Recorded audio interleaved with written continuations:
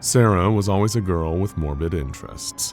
Part of it was likely her way of coping with the responsibility that had fallen on her after the tragic death of her parents, who died in a car accident. It left her as the sole legal guardian of her 15-year-old brother, William. William, of course, idolized his older sister, who always showed him the coolest new music and snuck him into watching R-rated movies. Most importantly, she did her best to shield him from the harsh reality of their parents' sudden deaths. She kept up a brave face for him, packing his lunches and driving him to school every day. She even helped him get his very first cell phone. Sarah herself had an iPhone, which was becoming increasingly common at the time, but she gave William her old flip phone from a few years ago, just so she could keep track of him. The phone still worked well enough to use. Just like you can use your own phone or your computer to subscribe to SCP Explained right here on YouTube for all your SCP video needs. Back to the story. This was in the early 2010s, when cell phone users were gripped with app fever. Before every company had one, the app and Play stores were full of hundreds of goofy apps that barely did anything, but which seemed worth downloading just for the novelty. Apps that just made sound effects or let you pretend you were drinking a glass of beer. Sarah's favorite app was one she'd found completely at random, called MalO. There was no information on the developers, no reviews, and it was completely free. But Sarah had been drawn in by the description. Never settle for those awkward feelings of being alone ever again. MalO is an exciting and interactive experience that will keep you engaged and intrigued. The anxiety of social situations can be nerve-wracking, but after just a few hours of MalO, you will soon forget all about those painful emotions of disappointment. Be part of the new craze that is quickly becoming the next social substitute. Remember, the more you participate, the more MalO will engage you.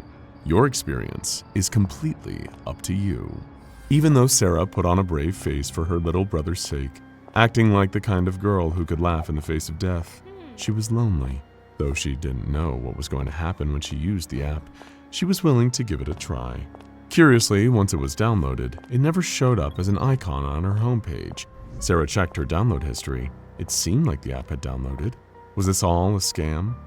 Just as she was thinking about deleting it, she got a text. It was a picture of the parking lot of the office where she worked. But in the picture, standing under a streetlight, was a figure. It looked like a human body with the head of a skeletal dog and long, shaggy black fur. It wasn't doing anything, just standing there, looking at the camera with its big, blank eyes. Sarah was delighted. The app known as MalO version 1.0.0, also known as SCP-1471, is a free 9.8 megabyte application for mobile devices. It has no listed developer and is somehow available on all app marketplaces, despite no developer verification process. Its sole purpose appears to be sending pictures to the user that contains a shaggy humanoid figure with the head of a skeletal wolf or dog, this figure being designated SCP-1471-1. All mobile devices that have MalO installed should be confiscated by the Foundation immediately. "Look at this app I found today," she told William when the two of them sat down to eat some Chinese takeout. "It reads your GPS location and sends you a photo of places you've been with this super cute monster edited in." William thought his sister was cool, but he still couldn't vibe with her taste sometimes. He looked at the photo, taking in the strangeness of the entity standing under their streetlight. Nothing about it was cute to him. But then, his sister was the kind of girl who preferred Freddy Krueger over Channing Tatum, so her bar for cute was always different to other people's. But even if he didn't think the creature was cute, William still liked the idea of the app. Maybe he could use it to scare his friends. Send them pictures of the creature in the halls of their high school as a spooky prank. "Could you get that on my phone?" William asked. Sarah shook her head. "I mean, those older phones do have something like an app store," she explained. "But I think MalO might be Apple only." "Well," said William, handing her his phone, "maybe we could look anyway." Sarah opened up the internet on her brother's phone and searched up MalO version 1.0.0. To her surprise, a download link came up, and the file was even compatible with the older phone. She turned the screen around to show William. He was thrilled and started the download straight away. The text came not long after. It was a picture of the school courtyard, with the shaggy creature lurking behind the bleachers. Something about it seemed more sinister than the picture on Sarah's phone. William was terrified, but he couldn't explain why. It was just a picture of the same creature as before. Don't be such a baby, Sarah said, sensing her brother's distress. Look how happy he is to see you. William let out a strained laugh. I'm sure he'll grow on you eventually. Sarah put a hand on his shoulder. Tell you what, if you can put up with him for 1 whole week, we'll go see that movie you wanted to see. If he still gives you nightmares, we'll delete it. If you end up liking it, we'll laugh about it later. Deal? William agreed to her deal, but something still felt off about the whole thing. It wasn't until later that he realized why. His phone was old enough that it didn't have a GPS feature. So where was it getting the data to generate the pictures? After MalO is installed, no icons or shortcuts are created. The program also can't be deleted by Program Manager applications. During the first 24 hours after installation, the user will receive photos of SCP-1471 every 3 to 6 hours. The siblings decided to name the creatures. Sarah called hers Cassandra, and William decided to name his Capone. He picked the name because of a story his teacher had told in history class about how the St. Valentine's Day massacre Al Capone became convinced he was being haunted by the ghost of one of his victims, another gangster named Jimmy Clark. It was a lesson about how easy it is for fear to get the better of you, and William thought it would serve as a reminder that MalO was no more real than any ghost story. Normal life continued for Sarah and William, only occasionally punctuated by image texts from MalO. They were of William's school, the bus stop, their street, places along Sarah's commute, even the mall where they did most of their shopping. All harmless outdoor places that anyone could pull a picture from off of Google Street View. 48 hours after MalO's installation, the user will start to receive images of SCP-1471-1 at locations that they have recently visited.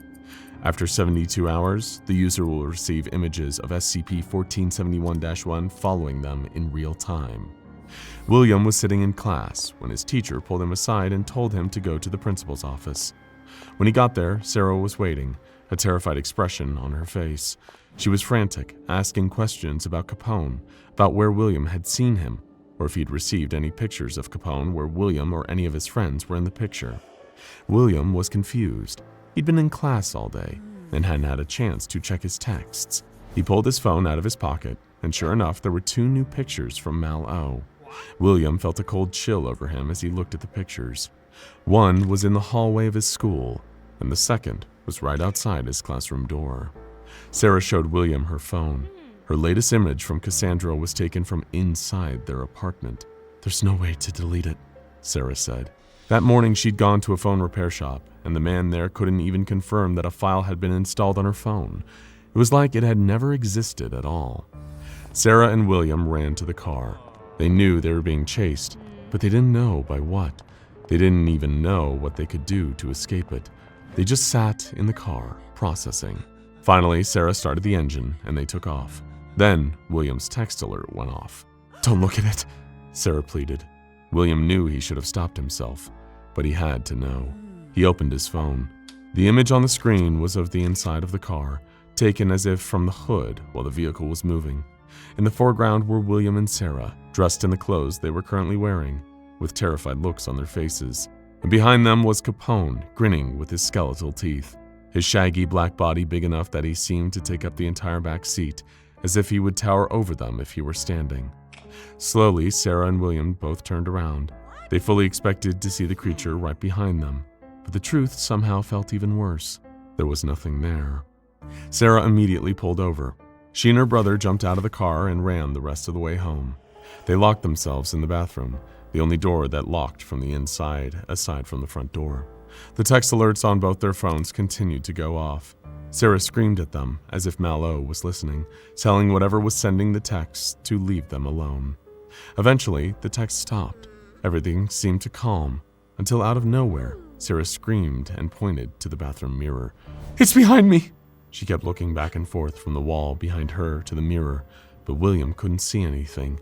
She kept moving her head around, frantic, always repeating, It's right there, don't you see it? William didn't. Or if he did, he was too focused on what was right in front of him, namely trying to get his sister to calm back down. Sarah, you're okay, William said. Nothing is there, I promise. We have to leave the room now. We can't stay in here for the rest of our lives. Sarah nodded. Despite the fact that she was shaking, she unlocked the door and opened it. But she was still terrified, because she knew Cassandra was still there in her peripheral vision.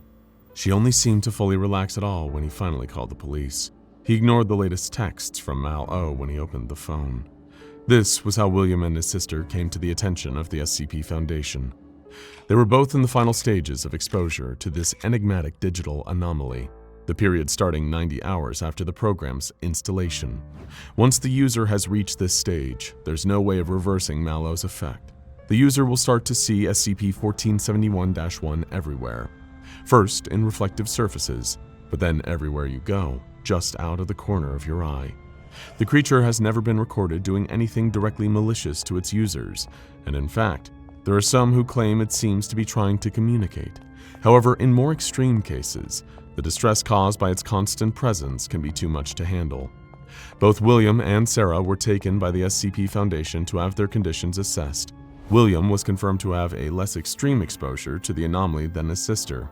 He did eventually start seeing the creature he called Capone in mirrors and other reflective surfaces, but it never progressed beyond that. He was able to live a somewhat normal life, although he started pulling a curtain over his bathroom mirror and had to close his eyes whenever he walked past a pond or a pane of dark glass. Sarah, on the other hand, was haunted by Cassandra wherever she went. Cassandra was always looming over her shoulder, standing next to her reflection in the mirror. When Sarah tried to sleep, she could feel Cassandra's presence right next to the bed. Sarah couldn't keep up the brave face for her little brother anymore. The girl who used to laugh at horror movies now spent every waking moment terrified of the creature that only she could see. Not even amnestics could clear the image from her mind. She was only able to live with the dread for so long. When she died, she was barely in her 20s. Despite the tragic loss, William never blamed the MalO creature for Sarah's death. To him, following the people who downloaded the app was just part of their nature. Blaming them would be as pointless as blaming the car for his parents' fatal accident all those years ago. William had long adjusted to Capone's presence in his life when he started seeing his therapist, Dr. Laura Brenz. She worked closely with the Foundation and had treated other patients who had once downloaded the MalO app. "I was scared when I first saw him," William told her. "It happened just as you told me. The messages, the pictures, seeing him around every corner afterwards. I was so young, who wouldn't have lost it?" William found himself talking about his experiences like it had happened when he was a child. It was hard to believe that sometimes it had only been 2 years. Sometimes he was hit with the realization of how little time had passed, and other times it felt like Capone had always been a part of his life. Dr. Brenz was sympathetic. "Believe me, William, I know many people have reacted the same way," she said. "Fear is a more common reaction to the unknown than you'd think." The drive home from the doctor's office wasn't very long, 5 minutes or 10 if it was by train. William was used to doing it without looking too hard at the mirrors, or at least not looking directly at the skeletal dog-like face in the reflection. But the therapy session he'd just come out of made him feel braver. Dr. Brenz was right. Fear was a reaction to the unknown, and by this point in his life, Capone was very familiar. William wasn't afraid of Capone, only by the tragedy that he represented. Maybe his lingering feelings would change if he tried to understand the creature. So he started talking to Capone. He left the mirrors in his home uncovered and waved to Capone's reflection in the window when he came home. He talked like you might to a pet, not expecting a response, about what happened at school, about his friends, about his search for a new job, and his upcoming college applications. Capone's face was always blank, but William started to feel like the creature understood what he was saying. Even if that was just all in his head, it was comforting to talk to someone, even if they never talked back. It became a routine. When he came home from school, he waved to Capone before sitting down in front of the TV. He said goodnight and good morning to it when he went to brush his teeth. He waved goodbye to it when he parked his car and went to school. And when he turned back to look, Capone would always wave back. Now check out evil SCP-914 test logs that will keep you up at night, and SCP-1471 MalO but hacked Minecraft for more.